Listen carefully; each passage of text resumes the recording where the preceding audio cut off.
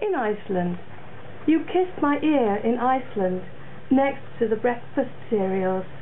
The snap, crackle and pop of the fat woman there pulling cornflakes off the shelf deafened me, but you didn't care. In the meat aisle, you felt my rump and pronounced it lean, rare, and probably tasty. It's tender, I said, moving on to the dairy products. But your compliments became too cheesy, and hastily I steered us to the frozen foods, which only brought out the beast in you, and you became a polar bear, the cuddly, smothery kind, begging for penguins as we stood in the queue in Iceland. Thank you. I plead the Fifth Amendment. I loved it then when you did it at the Post Cafe. I loved it when you did it on Facebook, and I loved it third time lucky at Kingston Hospital Radio. Isn't she a talented lady? And she's also an artist. And next we're going to have Mr. Donall Dempsey, who is Irish, and we love the Irish. So give it to us, Donall. Donall. All right, do you want me to read a poem? Yes, you do. How come you're putting on a North Melon accent? We're being fatally vexed. No surrender, not an inch. No, no. UDA. Yeah. Okay, no, I can't do that. All right. I'm not going to do a sexy poem like that at all, because I'm a very quiet individual. So I'm just going to write a poem about my mum, seeing as we're near a maternity hospital. So this is called My Mother's Hands.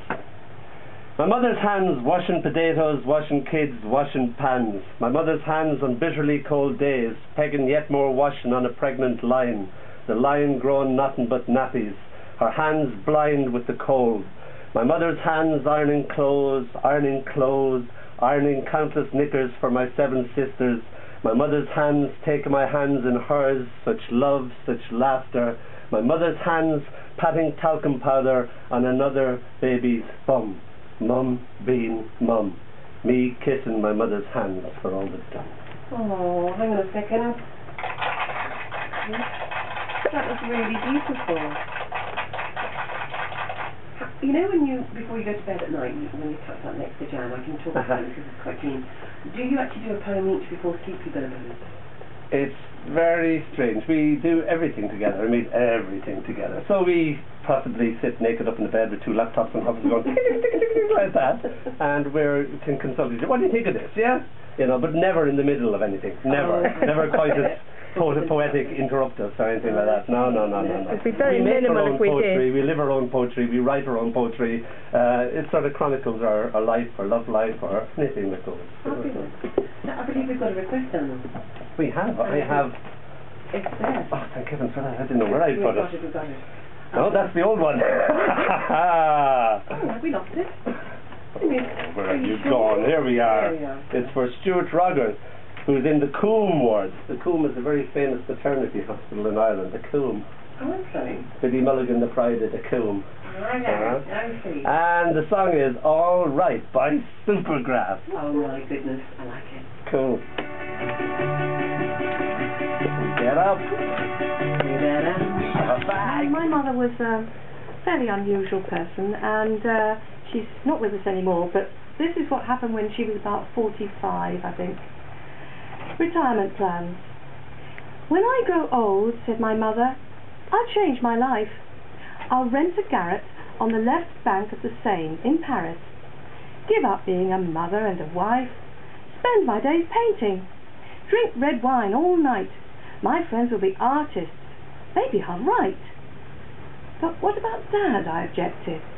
My mother reflected. He'll be okay, she said. He'll buy a jalabi, sandals, a scarab, and live in the desert along with the Arabs. He's learning the lingo at evening class. He'll go over to Gaza. I thought, what a gas. I'd spend April in Paris, winter with Dad. There was going to be some fun to be had. I hoped that my parents' dreams all would come true, but after all that, they just moved on to Bude. Hang on a second. Q. Thank you so much. It's all right. Q. The name Donall actually comes from the Gaelic. Ah. And when I was born, I was only 2 pounds, so that's an Irish sense of humour. What do you call the smallest baby you ever see in your life? You call him Donall, because Donall means world mighty, or spear power. Excellent. And Dempsey means the proud one, so my name is actually World Mighty Spear Power, the Proud One. You know, it's terrible hard to live up for that. You know, your mother calling you amputee. You know, I'll smash you. You know, you can't do that. Like, you know, can't smash You words. just sent our 4 listeners in. So that was my mother's voice. No, but that just went right over to the 20. That means we just basically deafened several people. Never mind. Several people going, oh my God, that's Donall Dempsey screaming at me. Okay. Right, this is still about my mother. It's called me Mam's Mind. Okay. Mum becomes Mam in Irish sub. Okay. Goes like this. If you fall off that wall and break both your legs, don't come running to me. Could never understand my Mam's mind and how it worked. One moment she had half a mind to come up there and get me off that wall. Then she was in 2 minds about whether to tell me to stop. Go ahead, kill yourself, see if I care. I'm warning you, child. If you fall off that wall and kill yourself, I'll personally come up there and I'll kill you myself, so I will. I used to watch the words climbing out of her mouth and fly around the room looking for a place to land in my mind. Never cared whether she gave out. I just loved everything she said, the music of her and how she made the words behave. I came down and kissed her worry away. I'm sorry, Ma'am, I told her. I cuddled her, and she cried. I'm so sorry about that. I was trying to do 2 many things. I was trying to do the next song, listen to you, and tie my shoelace. Donall, thank you so much. I had to turn you down a little bit because what happens is...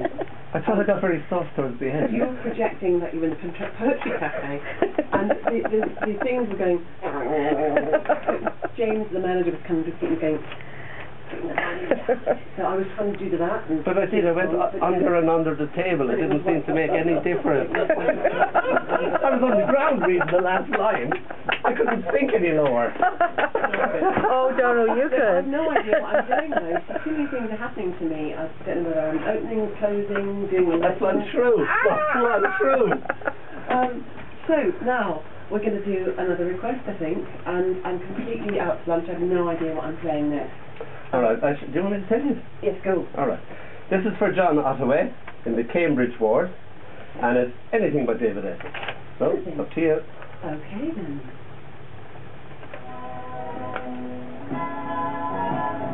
Is that right?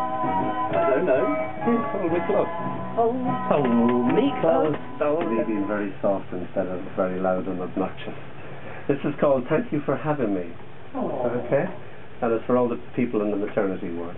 Oh. I was listening to my friends talk about their experiences and how they got pregnant, where they conceived, what their births were like, everything like that. The lady in this poem said that they were driving through France and they were passing through these wonderful, massive fields of yellow rape. And she said, stop the car! And they conceived in the field of rape. Oh. It's confusing, that, but you know what I mean. Alright? So we jump forward into the future, and this is her describing having her baby. It's called Thank You for Having Me. And this is going to be very pharyngeal and stuff. So you can use the microphone very pharyngally. It was the most real reality that could ever be. I felt for the first time that I was really me. The pain ran screaming through me, almost tore me apart. Love streaming through my heart.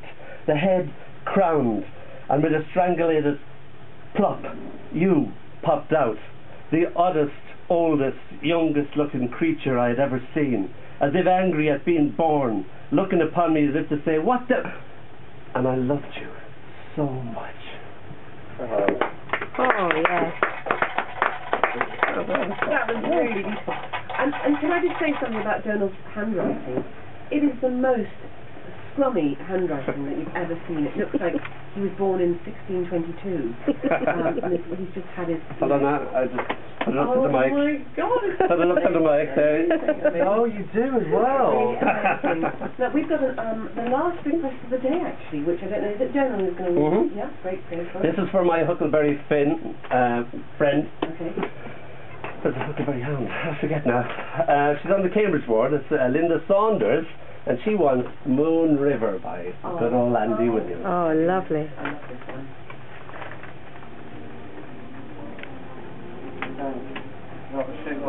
Alright. Thank you so much. Thank you. Take care. Take care. So we've only got a few more minutes left. I think we are going to end on this.